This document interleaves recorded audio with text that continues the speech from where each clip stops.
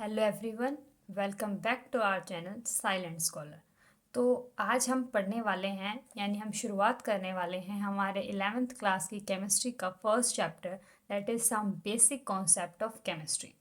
तो जैसे कि आप चैप्टर का नाम देखते ही समझ पा रहे हैं कि कुछ बेसिक कंसेप्ट हैं केमिस्ट्री के, बट कुछ बेसिक एज सच है नहीं। यहाँ हम केमिस्ट्री को इस चैप्टर में एज सच डिटेल में पढ़ने वाले हैं, starting from basic to advance level, ताकि आपको ये बात समझ में आए कि आप जिस सब्जेक्ट को पढ़ने जा रहे हैं वो सब्जेक्ट की डेप्थ कहाँ तक है, उस सब्जेक्ट में से पढ़ने वाले हर चैप्टर को आप किस एक्सटेंट तक और आपको किस तरह पढ़ना है, ये आपको इसी चैप्टर से पता चलेगा।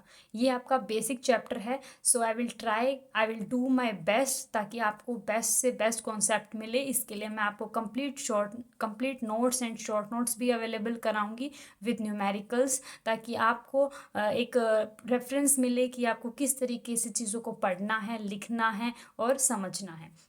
तो चलिए सबसे पहले हम बेसिक कंसेप्ट्स पढ़ने से पहले ये समझें कि जिस चीज़ के एक बेसिक कंसेप्ट हम समझने जा रहे हैं एटलीस्ट वो है क्या चीज़। तो सबसे पहले जैसे कि हम जानते हैं कि साइंस की जो कि हमारे पास विज्ञान है, जो कि विश्व का ज्ञान है, उस विश्व के ज्ञान को 3 ब्रांचेस में डिवाइड किया गया for our sake of convenience, that is physics, chemistry and biology. तो हमारी जो केमिस्ट्री है जिसको हम समझने जा रहे हैं, पढ़ने जा रहे हैं, उसकी डेफिनेशन क्या है। बेसिकली देखा जाए तो केमिस्ट्री हमारे आसपास हमारे जो डे टू डे लाइफ में हर जगह हैपन हो रही है, पर हमें समझ नहीं आ रहा होता कि वो क्या हैपन हो रहा है और इस प्रोसेस का नाम क्या है। चलिए मैं आपको कुछ एग्जांपल्स देती हूँ जिससे आपको ये आइडिया होगा कि हाँ, हमारे कुछ लाइफ में कुछ प्रोसेस ऐसे हो रहे हैं जो हमारे डे टू डे लाइफ में हो रहे हैं। जैसे कि आपको पता है, आप पानी को उबालने के लिए रख दीजिए गैस पे, कुछ टाइम तक वो उबलता रहेगा, कुछ टाइम बाद उसकी क्वांटिटी कम हो जाएगी। अब वो पानी गया कहाँ, हमें पता है। हम जिस बंदे ने केमिस्ट्री नहीं भी पढ़ी होती वो भी बता देगा कि वो पानी उड़ गया भाप बन के। अब वो पानी भाप बन के उड़ गया, ये पानी गया कहाँ, वो इवेपोरेट हो गया। उस प्रोसेस को हम इवेपोरेशन बोलते हैं। उस प्रोसेस की सारी एक्टिविटीज़ पढ़ने के लिए उसको एफ जो भी फैक्टर अफेक्ट करते हैं वो हम सब 9th क्लास में पढ़ के आते हैं। कि आपको इवेपोरेशन अगर आपको ओवरकम कराना है या फिर आगे बढ़ाना है उसको, तो क्या क्या आपको फैक्टर अप्लाई करने पड़ेंगे। अगर आपको इवेपोरेशन फास्ट कराना है तो आप क्या करेंगे, आप हीटिंग देंगे, आप लार्ज सरफेस एरिया प्रोवाइड करेंगे, राइट। तो ये कुछ ऐसे प्रोसेस हैं जो आप हम अपनी डे लाइफ में ऑब्जर्व करते हैं, जो कि आपने 9th क्लास में बहुत सारे प्रोसेसेस पढ़े होंगे। अगरबत्ती का सारे घर में स्मेल आना, एक फ्रेशली प्रिपेयर फूड की स्मेल सारे घर में पहुंच जाती है। All such type of examples जो कि आपने केमिस्ट्री से रिलेटेड पढ़े होंगे। तो आज हम देखते हैं केमिस्ट्री की डेफिनेशन क्या है। तो देखिए, जो केमिस्ट्री है वो डिफाइन किया जाता है कि साइंस का वो सब्जेक्ट, साइंस का वो पार्ट, वो हिस्सा जिसमें हम अपने इन्वायरमेंट के चारों तरफ जो भी चीज़ कंपोजिट करती है, जिस भी चीज़ों से हमारा इन्वायरमेंट बना है, वो कंपोज जिस चीज़ से हुआ है वो उस चीज़ का नाम क्या है, उसका स्ट्रक्चर क्या है, उसकी प्रॉपर्टीज़ क्या है, उसकी कंपोजिशन क्या है। तो हमारे सराउंडिंग में जितनी भी चीज़ें, उनकी कंपोजिशन, उनके स्ट्रक्चर्स, उनकी प्रॉपर्टीज़, उन सब को सीखना ही हमारे पास केमिस्ट्री है। ये मैटर क्या चीज़ है, तो हमारे चारों तरफ हमारे इन्वायरमेंट में जितनी भी चीज़ें हैं जो कि स्पेस या मास ऑक्यूपाई की हुई है, आप लोगों को पता है matter are nothing but the all the things in our surrounding that occupy space and mass known as matter। तो हमारे चारों तरफ जिस भी सब्सटेंस ने स्पेस या मास ऑक्यूपाई किया उसको मैटर बोलते हैं। एंड मैटर की कंपोजिशन क्या है, स्ट्रक्चर क्या है, उसकी प्रॉपर्टीज़ क्या है, उसी को स्टडी करना केमिस्ट्री है। आगे देखिए, जो भी चेंजेस किसी इस मैटर में, अब यही नहीं कि बस आपने उस मैटर को स्टडी कर लिया, अब उस मैटर से रिलेटेड जितने भी चेंजेस हो रहे हैं, that is physical changes, chemical changes, जो हम आगे पढ़ेंगे, जितने भी किसी भी सब्सटेंस में, किसी भी मैटर में चेंजेस हो रहे हैं, किसी लॉ के को गवर्न जो कर रहे हैं, उनकी स्टडी करना ही केमिस्ट्री है। दैट मीन्स हमारे जो आसपास की सराउंडिंग की जितनी भी चीज़ें हैं, जितने भी मैटर हैं, उनके बारे में पढ़ना और उनमें आने वाले बदलावों को पढ़ना ही केमिस्ट्री है। तो अब आप 11th-12th में ही केमिस्ट्री को 3 ब्रांचेस में पढ़ने लग जाओगे, that is physical, inorganic and organic. तो इनको आप जैसे जैसे फर्दर हमारा सिलेबस प्रोसीड करेगा तो हम आइडेंटिफाई कर लेंगे, ठीक है। आके आप देखिए, अब आप लोगों के दिमाग में आ रहा होगा कि केमिस्ट्री तो हमें पढ़ लिया, समझ आ कि क्या होती है केमिस्ट्री। हमारे चारों तरफ जो भी चीज़ें, जो भी एक्टिविटीज़ हैपन हो रही हैं, उन प्रोसेसेस को समझना, उनकी कंपोजिशन, उनकी स्ट्रक्चर, प्रॉपर्टीज़ को जानना केमिस्ट्री है, ठीक है। अब वो केमिस्ट्री काम कहाँ आ रही है? अब जो हम केमिस्ट्री पढ़ रहे हैं उसका यूज़ क्या है? तो देखिए, यूज़ उसका बहुत जगह है। आप देखेंगे, आप हर चैप्टर जो पढ़ेंगे वो केमिस्ट्री से रिलेटेड ही तो होगा। बहुत सारे प्रोसेसेस तो आप पढ़ेंगे, पर उन प्रोसेसेस का हमारे डे टू डे लाइफ में एज सच एग्जाम्पल कहाँ है, वो अब हम एक ब्रॉडली क्लासिफिकेशन, मैंने सारे यहाँ पे इंपॉर्टेंस नहीं लिखे हैं, कुछ मेजर और ब्रॉड क्लासिफिकेशन लिखी हैं जो हम सबको डे टू डे लाइफ में ऑब्जर्व हो जाती हैं। सबसे फर्स्टली है केमिस्ट्री इन मेडिसिन। आप लोगों ने देखा होगा, आप बायो वाले बच्चों को लगता है कि उनको ही सबसे ज़्यादा बायो फैक्टर और ह्यूमन बॉडी के बारे में कंप्लीट नॉलेज होता है, बट ऐसा नहीं है कि उनको कंप्लीट जो मेडिसिनल फील्ड है उनसे ही वो अपने आप से प्रोड्यूस कर सकते हैं। नहीं, उसके लिए उनको केमिकल्स की नॉलेज होनी चाहिए, उनको पता होना चाहिए कि किस कंपाउंड की क्या प्रॉपर्टीज़ होती है, किस में क्या कंपाउंड मिक्स करने से हमें किस टाइप का कंपाउंड ऑब्टेन्ड होता है। अब आपने देखा होगा, बहुत सारी मेडिसिन लेते हैं, लाइक आपको डिप्रेशन हो रहा है तो आप एंटी डिप्रेसेंट ड्रग्स लेंगे। आप बीमार हो गए हो तो आपको अपनी इम्यूनिटी सिस्टम आपको वापस अच्छे से रिगेन करना है तो आप एंटीबायोटिक्स लेते हैं। तो बहुत सारी जितनी भी मेडिसिन बनती हैं, मैंने यहाँ कुछ नाम लिखा है, ट्रैंकुलाइजर्स एंड एस्पिरिन, लाइक कुछ मेडिसिन हैं जो कि मेडिसिनल फैक्टर, जो कि आप ये जो दवाइयाँ हैं जिन कंपनीज में बनती हैं, तो वहाँ केमिस्ट्री का एक बहुत इंपॉर्टेंट रोल है। हर एक ड्रग की हर एक कंपोजिशन, कितने अमाउंट में किस ड्रग को मिलाने से क्या फ़ायदा क्या नुकसान होता है, ना जाने कितनी इंपॉर्टेंस है केमिस्ट्री की इन मेडिसिनल फील्ड। चलिए अब देखते हैं केमिस्ट्री की इंपॉर्टेंस इन एग्रीकल्चर फील्ड। हमें लगता होगा कि जो खेत है उसको जोतने से लेकर वहाँ पे फसल उगने से लेकर सब काम तो हमारे किसान ही कर रहे हैं, पर उसको हेल्पफुल बनाना, उसको और प्रोडक्टिव फॉर्म में हमारे देश में के लिए हेल्पफुल बनाने में जो केमिस्ट हैं या फिर केमिस्ट्री है, वो एक बहुत इंपॉर्टेंट रोल प्ले करती है। कैसे? अगर हमें यही नहीं पता होगा कि हमारी सोइल जो कि फर्टाइल है कि इनफर्टाइल है, उसके अंदर क्या प्रॉब्लम्स चल रही हैं, वो एसिडिक है, बेसिक है, तो हम उनको कंक्वायर कैसे करेंगे अगर हमें प्रॉब्लम्स का ही नहीं पता होगा। तो एसिडिटी, बेसिसिटी या सोइल से रिलेटेड जो भी प्रॉब्लम होगी उनके सैंपल्स लिए जाते हैं और उन्हीं को फर्दर केमिकल से ट्रीट करके कंपोजिशंस का पता लगाया जाता है। फॉर एग्जांपल आप देख लीजिए, अगर आपके पेड़ पौधों में कीड़े लग गए हैं या फिर कुछ भी प्रोडक्टिविटी कम है तो आप फर्टिलाइजर्स, पेस्टिसाइड्स यूज़ करते हैं। आपने डीडीटी का नाम, जो कि अब काफ़ी हद तक बैन हो गई है, उसका नाम सुना होगा। That is also is one of the fertilizers that used before time, but अब वो कहीं ना कहीं बैन हो गई है क्योंकि उसके काफ़ी साइड इफ़ेक्ट्स देखने को मिल रहे थे।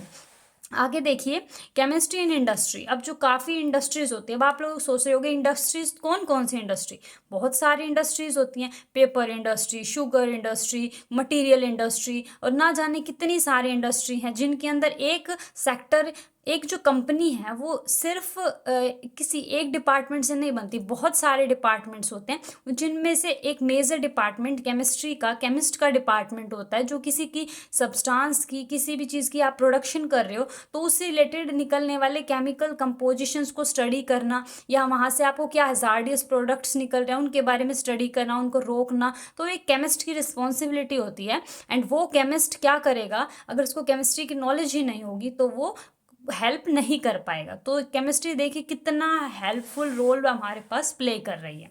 तो अब आपको पता चल गया है केमिस्ट्री क्या है, क्यों हेल्पफुल है। तो आइए चलिए जानते हैं इस चैप्टर की शुरुआत कैसे की जाएगी और आगे इसमें प्रोसीड करते हैं। तो सबसे पहले क्या है, हमने केमिस्ट्री की डेफिनेशन में ही पढ़ा था कि हम मैटर की कंपोजिशन, उसकी फिजिकल प्रॉपर्टीज़, उसमें होने वाले चेंजेस को देखना चाह रहे हैं, उसी को केमिस्ट्री बोल रहे हैं। तो सबसे पहले ये जानना भी ज़रूरी है कि मैटर है क्या।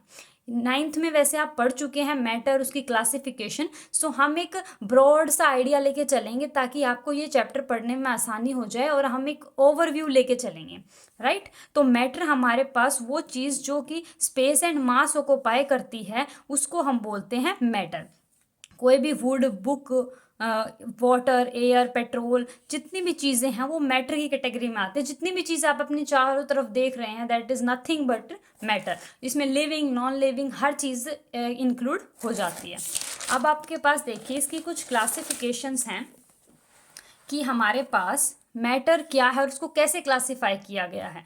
अब उसकी फिजिकल प्रॉपर्टीज और उसकी केमिकल प्रॉपर्टीज के बेसिस पे उनको फिजिकल क्लासिफाई किया गया और केमिकल क्लासिफिकेशन की गई है। ये कुछ इस तरीके से है कि हम किसी इंसान को देखना चाह रहे हैं, किसी इंसान को या किसी ग्रुप को एनालाइज करना चाहते हैं, तो एक तो हम उसके फिजिकल अपीयरेंस के बेसिस पे उसको क्लासिफाई करेंगे और एक क्लासिफाई करेंगे उसकी केमिकल प्रॉपर्टीज, उसकी इनर क्वालिटीज़ के ऊपर, जो आपको दिखती तो नहीं है पर उसके अंदर वो क्वालिटीज़ होती हैं। जैसे मान लीजिए आपके पास एक ग्रुप ऑफ स्टूडेंट है और उसमें से आपको वो स्टूडेंट्स निकालने हैं जो कि कैपेबल हैं, जो कि क्रिएटिव हैं, जो किसी काम को अच्छे से कर पा रहे हैं, राइट। तो आप क्या देखेंगे, सबसे पहले आप उनके फिजिकल अपीयरेंस से कहीं ना कहीं उनको जज करेंगे, तो वो कहीं ना कहीं लाई करता है फिजिकल क्लासिफिकेशन में। एक होती है केमिकल क्लासिफिकेशन। कुछ बच्चे इंट्रोवर्ट टाइप के होते हैं, उनकी पर्सनैलिटी से नहीं दिखेगा कि उनके अंदर कैलिबर है, पर आप उनकी केमिकल प्रॉपर्टी, इनर प्रॉपर्टीज से पता लगाएंगे कि उनके अंदर किस टाइप का कैलिबर है, वो किस हद तक क्रिएटिव हैं, राइट। तो अब फिजिकल क्लासिफिकेशन भी कुछ ऐसी ही है कि आप मैटर को देख के पहचान सके कि वो किस कैटेगरी में लाई कर रहा है। तो देखिए पहली बात तो है कि जो ब्रॉड क्लासिफिकेशन होता है फिजिकल क्लासिफिकेशन में, जिसमें आप देख के मैटर को डिफ्रेंशिएट करते हैं, that is solid, liquid and gas. अब आप कमेंट सेक्शन में बताएंगे कि और दो क्लासिफिकेशन कौन सी हो सकती हैं इन फिजिकल क्लासिफिकेशन। ये आपका होमवर्क रहेगा, आप ढूंढिए और कमेंट सेक्शन में मुझे बताइए। आगे चलते हैं कि जो अब ये 3 स्टेट हैं, सॉलिड, लिक्विड, गैस, तो जो 3 स्टेट ऑफ मैटर हैं ये इंटरकन्वर्टेबल होती हैं। दैट मीन्स आपने पढ़ा है सॉलिड के अंदर inter particle force of attraction बिल्कुल स्ट्रॉन्गेस्ट होता है, पार्टिकल आपस में जस्ट लाइक ऐसे बाउंड होते हैं। लिक्विड में उनमें थोड़ा थोड़ा स्पेस होता है, गैशियस पार्टिकल बहुत दूर दूर होते हैं। तो ये सब हम नहीं पढ़ेंगे कि हम ये 9th में पढ़ के आते हैं बेसिक डिफरेंस। हम ये सिर्फ देखेंगे कि ये जो 3 स्टेट्स हैं ये आपस में इंटरकन्वर्टेबल कैसे हैं। आप टेम्परेचर को बढ़ाते जाइए, फोर्सेस ऑफ अट्रैक्शन वीक होते जाएंगे, सॉलिड से लिक्विड, लिक्विड से गैशियस बनता जाएगा, राइट। मैंने कोई इन प्रोसेस के में जो चेंजमेंट होने वाले उनके नाम लिखे हैं। लाइक अगर हम कोई लिक्विड ले लेते हैं, लाइक वाटर ही ले लेते हैं, तो वाटर की सॉलिड फॉर्म क्या होती है, आइस। आइस से लिक्विड बनना मेल्टिंग, और लिक्विड से आइस बनना यानी वाटर से सॉलिड होना दैट इज फ्रीजिंग। तो मैंने इनके राइट साइड प्रोसेस यानी फॉरवर्ड प्रोसेस भी लिखे हैं और बैकवर्ड प्रोसेस भी लिखे हैं। जैसे लिक्विड से गैस बनना इज इवेपोरेशन और गैस से लिक्विड बनना इज कंडेंसेशन। आगे देखिए, सॉलिड से गैस बनना इज सब्लिमेशन एंड गैस से सॉलिड बनना इज डिपोजिशन, राइट। और आप क्या देखेंगे कि जितने भी प्रोसेस में मैंने आपको बताए हैं, मैंने लेफ्ट टू राइट भी प्रोसीड किया है, राइट टू लेफ्ट भी प्रोसीड किया है। रिएक्टेंट से प्रोडक्ट भी गई हूँ और प्रोडक्ट से रिएक्टेंट भी हम जा रहे हैं। तो ये क्या है, एक टाइप के फिजिकल चेंजेस कैसे नेचर के हैं, रिवर्सिबल नेचर के हैं। ऐसे प्रोसेस जो कि फॉरवर्ड एंड बैकवर्ड दोनों डायरेक्शन में प्रोसीड करते हैं उन्हें हम बोलते हैं रिवर्सिबल प्रोसेसेस। अब ये तो है हमारी फिजिकल क्लासिफिकेशन। अब आती है हमारे पास केमिकल क्लासिफिकेशन कि किसी कंपाउंड के या किसी भी सब्सटेंस के इनर प्रॉपर्टीज, कैसा उसके अंदर एटम्स हैं, कैसा उनका अरेंजमेंट है और किस टाइप के एटम्स हैं, कितने टाइप के एलिमेंट हैं, उनके बेसिस पे उनको क्लासिफाई किया गया है एज अ प्योर सब्सटेंस और एज अ मिक्सचर सब्सटेंस। अब प्योर सब्सटेंस भी 2 टाइप के होते हैं, एलिमेंट्स एंड कंपाउंड्स। मैं इसको फास्ट इसलिए कर रही हूँ क्योंकि ये सब कुछ आप 9th क्लास में पढ़ चुके हैं, but for a simplification and overview के लिए मैं आपको रिपीट कर रही हूँ। फिर एलिमेंट को further metal, non metal and metalloids में क्लासिफाई किया गया है। प्योर सब्सटेंसेस क्या होते हैं? अब प्योर सब्सटेंसेस बिल्कुल प्योर, जिसमें एक ही टाइप के क्या हो, सब्सटेंसेस हो, एलिमेंट हो, कंपाउंड हो, सारा एक ही टाइप का सब्सटेंस हो, तो उसको क्या बोलेंगे हम, प्योर सब्सटेंस बोलेंगे, राइट। और जो हमारे पास प्योर सब्सटेंस होता है वो 2 टाइप का मैंने आपको बताया, दैट इज एलिमेंट और कंपाउंड। तो जो एलिमेंट होता है अब उसको स्टडी करते हैं। अब आपने 118 एलिमेंट पीरियोडिक टेबल में देखे होंगे, राइट? आपने पीरियोडिक टेबल देखी होगी। तो उस पीरियोडिक टेबल में जो हर एक एलिमेंट है उसकी अपनी इंडिविजुअल एग्जिस्टेंस है, उसको आप फर्दर ब्रेक नहीं कर सकते और ना ही उसको किसी सिंपलर मेथड से तोड़ के किसी और सिंपल फॉर्म में या एलिमेंट की फॉर्म में या उससे भी सिंपलर फॉर्म में नहीं लाया जा सकता, राइट? वो सबसे सिंपलेस्ट फॉर्म होती है किसी भी एक पर्टिकुलर एटम की। जैसे कि आप मान लीजिए कोई कॉपर की रोड है, तो उस कॉपर की रोड में हर एक एलिमेंट क्या होगा? कॉपर का ही होगा। तो वो कॉपर की रोड में जो स्मॉलेस्ट थिंग है जो कि बार बार रिपीट हो रही है, दैट इज कॉपर के एलिमेंट्स। तो जो एलिमेंट्स है वो प्योर सब्सटेंस की वो कैटेगरी है जिसमें एक स्मॉलेस्ट बोलते हैं ना यूनिट जो कि बार बार रिपीट हो रही होती है, तो वो एलिमेंट्स है। और उन एलिमेंट्स को और छोटे फर्दर डिविजन्स में बांटा नहीं जा सकता। एलिमेंट्स फर्दर 3 टाइप के, metal, non metal and metalloids. हमारे पीरियोडिक टेबल में अगर 118 एलिमेंट्स हैं तो around 80 to 85 elements are metals and other one are non metals, और कुछ 10 के आसपास एलिमेंट्स हैं जो कि हैं मेटलॉइड्स, जो बोथ मेटल और नॉन मेटल की प्रॉपर्टीज डिफाइन करते हैं, like boron, silicon, germanium, arsenic, stibium and hydrogen. अब जो यहाँ हाइड्रोजन होता है ना, उसके ऊपर आप एक पूरा चैप्टर पढ़ेंगे क्योंकि उसकी कुछ यूनिक प्रॉपर्टीज होती हैं। वो पॉजिटिव वैलेंसी भी शो करता है, नेगेटिव वैलेंसी भी शो करता है। दैट मीन्स वो एक इलेक्ट्रॉन लेना भी चाहता है और एक इलेक्ट्रॉन दे भी सकता है। तो मेटल की तो जनरली प्रॉपर्टी क्या होती है? इलेक्ट्रॉन दे देने की। मेटल क्या होते हैं? इलेक्ट्रॉन लूजर होते हैं, इलेक्ट्रॉन लूज कर देते हैं। और जो नॉन मेटल्स होते हैं वो इलेक्ट्रॉन को एक्सेप्ट करते हैं। और ये मेटलॉइड्स क्या करते हैं? ये इलेक्ट्रॉन ले भी सकते हैं, दे भी सकते हैं, डिपेंडिंग अपॉन की कंडीशन क्या है। जो नॉन मेटल्स होते हैं वो हैं हमारे पास जैसे कि फॉस्फोरस, ऑक्सीजन, फ्लोरीन। इनकी प्रॉपर्टीज आपको पता है, वो डक्टाइल होते हैं, सॉफ्ट होते हैं, नॉन लस्टरस होते हैं, ठीक है। और मेटल आपको पता है जैसे कॉपर हो गया, आयरन हो गया, गोल्ड हो गया, सिल्वर हो गया, एटसेट्रा। और इनके पास प्रॉपर्टी क्या होती है? मेलेबिलिटी की, लस्टर होती है, ये हार्ड इन नेचर होते हैं। एक इंपॉर्टेंट चीज़ जो मरकरी होती है वो एक ओनली मेटल होता है जो कि लिक्विड होता है, किस पे? रूम टेम्परेचर पे। अब हमें पढ़ना है हमारे पास mixture, that is homogeneous type और हिट्रोजीनियस टाइप। अब जो मिक्सचर होता है, मिक्सचर में क्या होता है? सैंपल में एक से ज़्यादा टाइप के सब्सटेंस प्रेजेंट होते हैं। फॉर एग्जाम्पल, मैंने एक शुगर सॉल्यूशन बनाया है, तो शुगर सॉल्यूशन बनाने के लिए मैंने पानी लिया है, शुगर भी ली है, तो मैंने 2 कंपोनेंट्स लिए हैं, राइट? तो दोनों की कंपोजिशन अपनी अलग अलग है। शुगर का फॉर्मूला अलग होता है, पानी का H2O है, दोनों को मिक्स किया गया है, फिर हमने क्या बनाया है? एक मिक्सचर बनाया है। अब वो मिक्सचर भी क्या हो सकता है? 2 टाइप का हो सकता है, homogeneous and heterogeneous. Homo means same और genius means type, hetero means different and genius means type. तो ऐसा कंपोजिशन, ऐसा मिक्सचर जिसमें जो हमारे पास एलिमेंट है या जो भी आपने सब्सटेंस ऐड किया है उसकी प्रेजेंस, उसकी कंपोजिशन सारे के सारे स्पेस में सेम हो। मान लीजिए जो हमारे पास एयर है सराउंडिंग के अंदर, वो हर जगह एक जैसी है।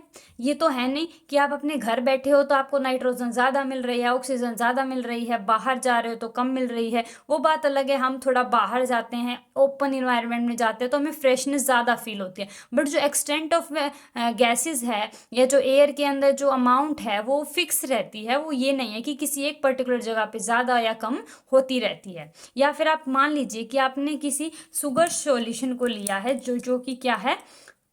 सैचुरेटेड सॉल्यूशन है। सैचुरेटेड मतलब उसमें और शुगर नहीं डाली जा सकती। ऐसे सॉल्यूशन को जब आपने मिलाते रहे तो एक टाइम पे उसने जितनी भी शुगर थी उसको लेना बंद कर दिया, वो उतनी शुगर उसके अंदर डिसॉल्व हो सकती थी।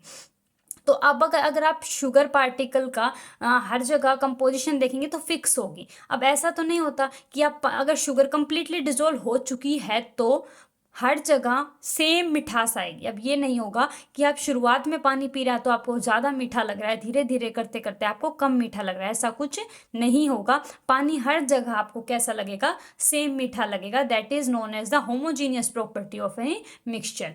हेट्रोजीनियस, जब कंपोजिशन किसी भी सब्सटेंस की हमारे सैंपल के अंदर डिफरेंट हो। जैसे मान लीजिए आपने 1 ml वाटर लिया या फिर 500 ml वाटर ले लीजिए। 500 ml वाटर लेके उसके अंदर आपने क्या मिलाना शुरू कर दिया, सैंड को मिलाना या ऑयल को मिलाना शुरू कर दिया। तो देखिए सैंड को मिलाया है तो सैंड की प्रॉपर्टी क्या होगी, वो सेटल डाउन हो जाएगा। वो उस जो भी आपने वेसल लिया है या कोई भी ग्लास लिया उसके सरफेस पे आके ऑक्यूपाई करने लग जाएगा। तो जब सरफेस पे कोई आके ऑक्यूपाई कर गया है, ऊपर जो क्या है पानी पानी रह गया है, तो अगर आप उसको खाली करने लगेंगे तो ऊपर वाला जो पानी का पोर्शन होगा वहाँ बहुत कम अमाउंट में आपको शुगर आपको सैंड मिलेगा। और जैसे जैसे नीचे आते जाएंगे तो आपको सैंड जो है ज़्यादा अमाउंट में मिलेगा। दैट मीन्स कंपोजिशन जो सैंड की है वाटर के अंदर वो अलग अलग है। अब देखिए हम पढ़ते हैं हमारे कंपाउंड को। दैट इज हमने कंपाउंड क्या था, प्योर सब्सटेंस था, और element and compound are part of pure substances. अब देखिए जब मैंने एक या एक से ज़्यादा एलिमेंट्स को हमारे पास किसी मेथड से कंबाइन कर दिया, और कंबाइन करने के बाद क्या बन गया, कंपाउंड। वो कंपाउंड को हम प्योर क्यों बोल रहे हैं, क्योंकि उसके अंदर जो एलिमेंट्स की कंपोजिशन है वो हमेशा फिक्स रहती है।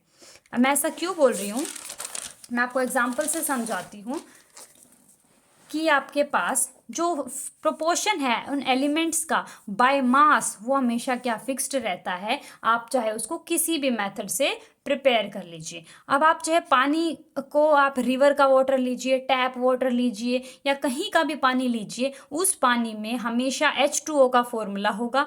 That means by mass H2 का मास कितना होगा 2, ऑक्सीजन का कितना होगा 16। अगर मैं इनका रेशियो लूंगी तो 1:8 आएगा। दैट मीन्स हमेशा H और O हमेशा 1:8 के प्रपोर्शन में प्रेजेंट होंगे। फर्क ही नहीं पड़ता कि आप किस तरीके से वाटर को प्रोड्यूस कर रहे हैं। CO2 ले लीजिए, जैसे कार्बन का मास कितना होता है 12, O का मास कितना हो 16 और इंटू 2 है तो 32। 12:32 को काटिए, 3 4 जा 12 एंड 8 4 जा 32। तो 3:8 में हमेशा CO2 प्रेजेंट होगा, उसकी कंपोजिशन हमेशा फिक्स होगी। अब है कंपाउंड कितने टाइप के होते हैं, कंपाउंड भी 2 टाइप के हैं, ऑर्गेनिक और इनऑर्गेनिक। तो ऑर्गेनिक कंपाउंड सिंपली वो कंपाउंड्स होते हैं जो जिनमें कार्बन और हाइड्रोजन होती है, यानी हाइड्रोकार्बन होती है। आगे आप 11th में पढ़ेंगे ऑर्गेनिक की शुरुआत में हाइड्रोकार्बन। हाइड्रोकार्बन क्या होते हैं, जिन कंपाउंड्स में हाइड्रोजन और ऑक्सीजन हो, हाइड्रोजन और कार्बन हो सिर्फ, उनको हम बोलते हैं हाइड्रोकार्बन्स। देखिए आप इनमें सब में हाइड्रोजन और कार्बन है, ऐसे कंपाउंड्स को हम ऑर्गेनिक कंपाउंड्स बोलते हैं। इनऑर्गेनिक कंपाउंड्स क्या होते हैं, जिनमें कार्बन और हाइड्रोजन ना एक साथ इन्वॉल्व हो, उनको हम बोलते हैं इनऑर्गेनिक कंपाउंड्स। लाइक कोई भी हीटेरो एटम, देखिए जितने भी नाइट्रोजन, ऑक्सीजन, क्लोरीन, कार्बन को छोड़ के जितने एलिमेंट्स होते हैं उनको हेटेरो एटम्स बोलते हैं। तो वो हेटेरो एटम्स जब भी आपस में कंबाइन होते हैं उनको हम क्या बोलते हैं, इनऑर्गेनिक कंपाउंड्स। ठीक है, अब हमें कुछ बात करनी है प्रॉपर्टीज ऑफ मैटर्स की। तो देखिए जब हमने केमिस्ट्री को पढ़ना शुरू किया था डेफिनेशन को, तो हमने क्या पढ़ा था कि हमने मैटर को उसकी कंपोजिशन की, मैटर किस चीज़ से बना है और मैटर के जो भी प्रॉपर्टीज हैं उनमें और उनके आने वाले चेंजेस को सबको पढ़ना है। तो देखिए सबसे पहले आपको कुछ प्रॉपर्टीज पढ़नी होंगी जिनको चेंज करने से हम उनके अंदर मैटर के अंदर आने वाली चीज़ों को चेंज को ऑब्जर्व कर सकें। फॉर एग्जांपल जैसे मैंने आपने कोई भी एक सब्सटेंस लिया है, उसकी वॉल्यूम पहले 10 सेंटीमीटर क्यूब थी, आपने उसको हीट किया या कोई भी प्रोसेस लगाया जिससे उसकी वॉल्यूम में चेंज आ गया। तो ये कैसे टाइप का प्रोसेस है, ऐसा प्रोसेस है जो आपको अपनी आंखों से या किसी भी एक फिजिकल मेथड से आप उसको डिटेक्ट कर सकते हो, वॉल्यूम को नाप सकते हो। तो ऐसे चेंजेस को फिजिकल चेंजेस बोल सकते हैं, जो चेंज रिवर्स किए जा सकते हैं और जिन चेंजेस को हम अपनी आंखों से ऑब्जर्व कर सकते हैं, किसी मेथड से उनको मेज़र कर सकते हैं, ऐसे प्रोसेसेस को फिजिकल प्रोसेस बोला जाता है, रिवर्सिबल प्रोसेस बोला जाता है। और उनको उन प्रॉपर्टीज़ को क्या बोलते हैं हम? Physical properties. ऐसी प्रॉपर्टीज़, ऐसी चेंजेस जिनको हम अपनी आँखों से देख सकते हैं या किसी मेज़रमेंट से, किसी मेथड से उनको क्या कर सकते हैं? मेज़र कर सकते हैं। ऐसे चीज़ेस को हम क्या बोलते हैं? Physical properties. फिजिकल प्रॉपर्टीज़ को अब हमने इनके एग्जाम्पल देखने हैं, that is density, volume, melting point, boiling point. अब ये जो चीज़ें हैं, अब आप सोचेंगे मेल्टिंग पॉइंट, बॉइलिंग पॉइंट को हम देख थोड़े सकते हैं, पर आप इनको मेज़र तो कर सकते हो ना। तो ऐसी चीज़ें जिनको आप मेजरेबल हैं, जो आप देख सकते हो, देख के ऑब्जर्व कर सकते हो उनके अंदर आने वाली चीज़ों को, तो आप उनको कैसी प्रॉपर्टी बोलोगे? किसी सब्सटेंस की फिजिकल प्रॉपर्टीज़। कि आपने उनको देख के बता दिया कि इसमें चेंज आया है, या आपने किसी मेजरमेंट से उनके अंदर आने वाले चेंज को क्या किया? कैलकुलेट कर लिया, तो आप उसको क्या बोलोगे? Physical properties. अब जैसे कि आती हैं हमारे पास केमिकल प्रॉपर्टीज़। तो देखिए, जो केमिकल प्रॉपर्टीज़ होती हैं वो उस सब्सटेंस के अंदर के क्या बोलते हैं ना, इनर क्वालिटीज़ टाइप होती हैं, जिनको आप देख नहीं सकते, जिनको मेज़र करने के लिए भी बहुत स्पेशल टाइप के प्रोसेस करने पड़ते हैं, तब आपको वो जाके ऑब्जर्व होती हैं। लाइक अगर आपको किसी चीज़ की एसिडिटी, बेसिसिटी निकालनी है, तो आप पीएच पेपर का यूज़ करोगे या बहुत सारे रिएक्शंस करके देखोगे, तब आप वो उसकी केमिकल प्रॉपर्टीज़ के बारे में कुछ भी कह सकते हो। वो कितना जला, कितना ज्वलनशील है, उसकी कंबस्टिबिलिटी, उसकी फ्लेमेबिलिटी, वो रेडियो एक्टिव कितना है, कितने अपने अंदर वो एलिमेंट्स को डिके कर रहा है। ये सारी प्रॉपर्टीज़ वो प्रॉपर्टी हैं जो हम देख नहीं सकते, बट हाँ उनको मेज़र करने के लिए कुछ स्पेशल टाइप के प्रोसेसेस हमने बनाए हैं, जो कि वाया एक्सपेरिमेंट्स हमें पता चलते हैं, that are known as its chemical properties, right. तो आई थिंक ये लेक्चर को हम यहीं स्टॉप करते हैं। नेक्स्ट लेक्चर में हम पढ़ेंगे मेजरमेंट ऑफ फिजिकल प्रॉपर्टीज़, और इस चैप्टर को आगे फर्दर प्रोसीड करेंगे। तो ऐसी ही अमेजिंग वीडियोस के लिए वीडियोस को पूरा देखें, चैनल को लाइक करें, सब्सक्राइब करें, और जो मैंने आपको क्वेश्चन दिया था उसको कमेंट बॉक्स में ज़रूर उसका आंसर दीजिएगा। मैं फिर से क्वेश्चन रिपीट कर देती हूँ कि सॉलिड, लिक्विड और गैस, इन तीनों के अलावा एक कोई दो और ऐसी स्टेट्स होती हैं मैटर की जो ऑब्जर्व होती हैं, उनको कमेंट सेक्शन में ज़रूर लिखिएगा। और हमारे चैनल को ऐसे ही अपना प्यार देते रहिए, एंड लाइक कीजिए, सब्सक्राइब कीजिए। Thank you.